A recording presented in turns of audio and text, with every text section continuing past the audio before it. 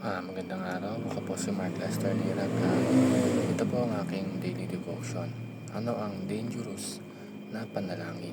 Summary attributes na tinalakay po ni Pastor Russell Ocampo sa 365 Daily Devotion. At ang Bible verse po yung araw ay galing sa Isaiah chapter 6 verse 1 to 8. Sabi po ay, "In the year that King Uzziah died, I saw the Lord high and exalted, seated on a throne, and the train on his robe filled the temple.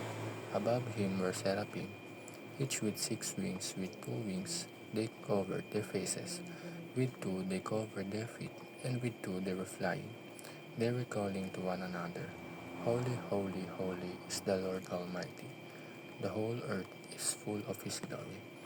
At the sound of their voices, the doorposts and thresholds shook, and the temple was filled with smoke. 'Woe to me,' I cried.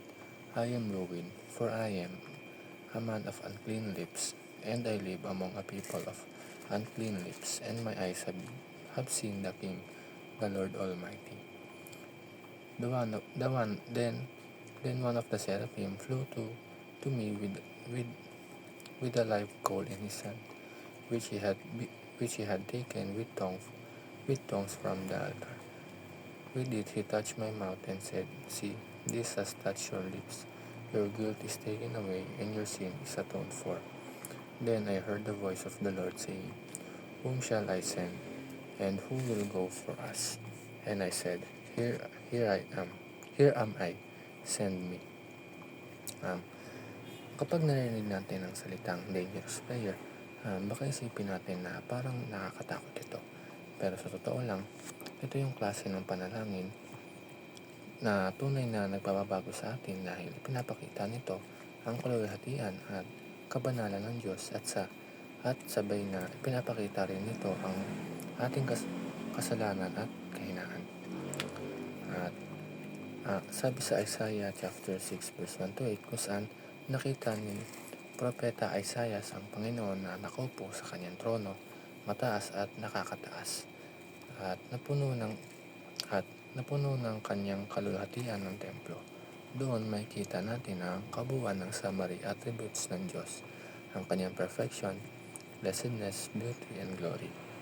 Ang perfection ng Diyos ay nangangahulugang wala siyang kakulangan, siya ay ganap at puno ng lahat ng kabutihan.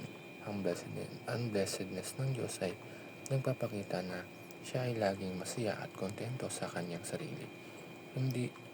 Hindi niya kailangan ng kahit ano o sino para maging ganap. Ang first teaching is, the glory of God reveals His holiness. Kapag nakita natin ang kaluwalhatian ng Diyos tulad ng nakita ni Isaiah, napagtatanto natin na ang Diyos ay ganap na banal at walang katulad. Siya ay hiwalay sa kasalanan at puno ng kadalisayan. Ito ang dahilan kung bakit ang seraphim ay sumisigaw na, "Holy, holy, holy is the Lord of hosts." Second, the glory of God reveals our sinfulness.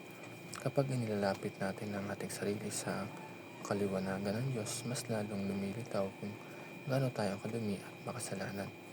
Ganito ang naranasan ni Isaiah nang sinabi niya, Who is me, for I am done, because I am a man of unclean lips." Kapag nakaharap tayo ng kabanalan ng Diyos, nakikita natin ang ating pangangailangan ng paglilinis at kapatawaran. Ang last is, the glory of God reveals our mission. Sa huli, hindi pinapakita ng Diyos ang kanyang kabanalan at ang ating kasalanan, kundi tinatawag niya rin tayo sa misyon. Nang tanongin ng Panginoon, "Whom shall I send, and who will go for us?" Si Isaiah ay tumugon ng buong puso, "Here am I, send me." Ibig sabihin, ang tunay na dangerous prayer ay kapag handa tayong manalangin ng ganito, "Lord, gamitin mo ako, isugo mo ako kahit saan, kahit kanino, at kahit ano ang kapalit." Yun lamang po.